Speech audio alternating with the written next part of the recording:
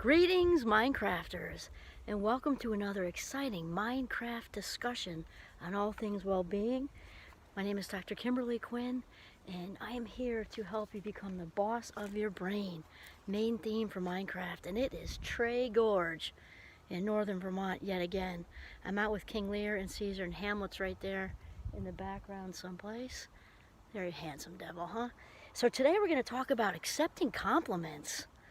I mean, it sounds so simple, like, ooh, do I need to watch this YouTube? I mean, maybe you don't. But really, this is common. You know, sometimes even the most secure of us just don't accept compliments well. And it's often habitual. Like, we're not even thinking about it. And someone says something, some heartfelt, genuine compliment, and we smile and say thank you, and we kind of look the other direction because we get this wave of discomfort. And it's just so important to really, accept and internalize these. So obviously, there's a scale of compliments. Like there's a scale with anything, a spectrum is what I want to say. Spectrum like anything else. And we can have like the, high school reunion, college reunion type compliments. Oh, you don't look any different, and you're like 50. Well, and then you say back, oh, you don't either. Why are we playing that game? We both look different. We both know we look different. That was a gigantic waste of vocal cord energy. You know what I mean? It was just like dumb. Or better to say, great to see you, wow, and I've heard you've done this and that, or whatever's going on. Oh, there we go. Sorry, a little thing with the camera. Okay, so, and that's just like small talk, dumb stuff that we're just kind of used to doing in the world or whatever. But the thing is, when we, they have these, so we still say thank you and nod, and often, it's habitual, but often it's, goes back to this sort of theme, something we've been talking about, of winning from within and, sorry, itch, seeing our own, being able to see, to know, and know is a better word, because know is to love, right? To know our own value.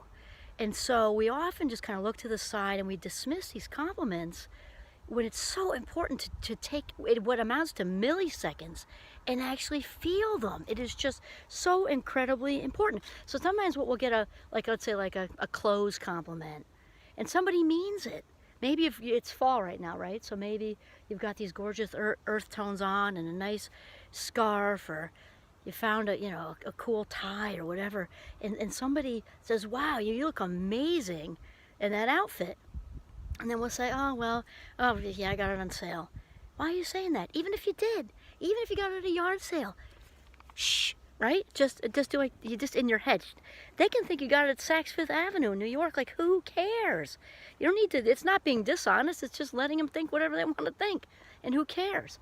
And just say thank you for that. It's just so important. And when we don't accept these compliments, there are people, most often, because I believe people are most often really, really good, and they're really meaning what they say, usually, outside of the small talk, game playing, crap.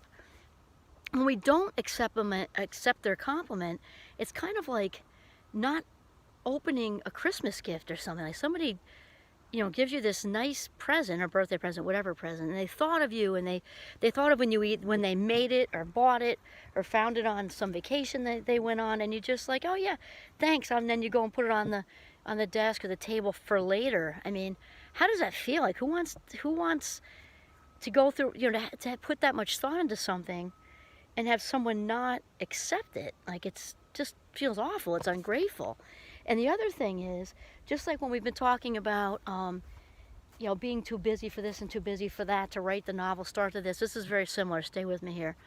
Eventually, if we keep not acknowledging, the whispers that are coming to us, right, about writing something, doing something, making whatever change, or a compliment, a compliment, eventually, God, the source, universe, or whoever it is for you, will move on to somebody else. And accepting compliments often leads to more compliments, and often also leads us to being better able to give more genuine compliments too. It's just really, really important. And another big deal is I lost my train. Oh, it primes the mind. This is definitely like a Minecraft positive psychology thing that's discussed by lots and lots of people in the biz. Is that if we want to learn, if we want to cultivate a lifestyle of happiness, authenticity and happiness, like anything else, it takes rehearsal for the neurons. The neurons need to know what to do. Well, this isn't different with compliments, and also the feeling that follows genuine compliments, of feeling good and feeling connection. It's more than feeling good, because it's a connection between you and someone else, right? And especially if they're close to you, and it's something that even as detail, like, wow, did you do great with that presentation? I really loved how you touched on, and it has some deets, because that means they were really paying attention, they were invested.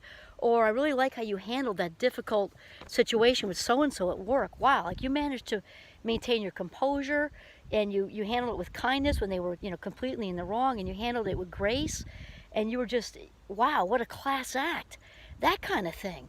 And the thing is, if we want to attract more good feelings to us, more happy feelings, more, authentically genuine good feelings, the brain needs to know what they feel like. And it also needs to get used to it. The brain, the neurons need to know what to do. So as difficult as it is, because for some of us, we have to learn to be comfortable with people saying nice things to us. I know I did. And I tell you, way back when, because this has been a long time. I was probably at St. Mike's, actually. And I got this from several people. I'm actually thinking, Dr. Dave, actually, who I talk about frequently, this was definitely, like I was probably 20 or 21 years old, and he was constantly saying good things, genuine good things that just fed my soul. And I would smile because it felt good. It just felt so, it's like feeding his words for whatever it was that I did or said or something, fed my spirit. And so I kind of, like, my eyes would do like a tap dance. And if he would, in a very loving way, call me on it, he's like, why can't you, tell me what's hard about this. I want you to really sit with this and try to hear it. Try to hear about how well you did on whatever, a ski race, whatever it was. And he kind of would kind of pull my eyes back to look at him. I was usually good with eye contact, what am I trying to say? Eye contact. Way back then, it was like more than 3 decades ago, except when somebody was saying something good to me. And it felt good, like I knew that it felt good. So it's this mix, because if you're not used to hearing good things, and it can be, and also, well, there's two levels to this. If you're not used to hearing a lot of good things about you, and you were used to hearing bad things about you, it's the brain is like, I don't recognize this, just like a computer. Don't recognize this. Where's this coming from? And so we have to retrain the brain to become a catcher's mitt for good stuff. And compliments is a great place to start, because the people who are saying them to you, I would say the high majority of the time, really, really mean it. And so we can actually practice this just like anything else. What we practice, we inevitably get better at, right? It means we just know that to be true. And so, we can also work this into our happiness lifestyle, because we can cultivate, which is a word I love, because also in northern Vermont, look at, let's see if Hamlet and Caesar. Caesar's still a very odd little goat. Hamlet's the oldest one, and King Lear's that handsome devil down there. Cultivate is a great word, because it makes me think of farms and rich land and soil and growth and abundance, definitely abundance. And so the better we get at accepting the goodness and internalizing it, like I say to my own kids and my Minecrafters, my rock stars, my students, also, my kids, young adults, all of them, the more we get used to internalizing this and bring this into the living room. Here is the living room. Bring that in, let it all sit on the couch and get comfortable. Let those compliments sit on the couch in your living room and put their feet up. Get comfy, okay? Have a snack, let them reside there. And the other thing is, in that moment you want to feel it, so that your brain kind of, makes like a mental copy of it, like, oh wow, this is what, no matter how uncomfortable it is, become comfortable with the uncomfortable as much as you can.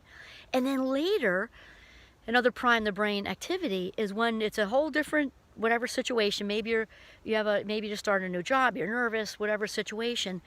Another good tactic with these compliments, to keep like a mental file system of these, is before you have to go into a difficult conversation. It doesn't have to be like there on the level of difficult. It can just be nervous about going to a new place. It can be nervous about meeting up with somebody you haven't seen. It's not to be like here-ish, but just to relive that good moment with the person who said whatever they said, even if it's completely unrelated to what you're about to walk into.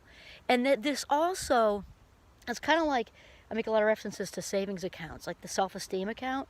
The compliment savings is great. And also, again, this adds to our value account. It adds to our value account. We then become more comfortable with feeling our own value as mirrored by other people.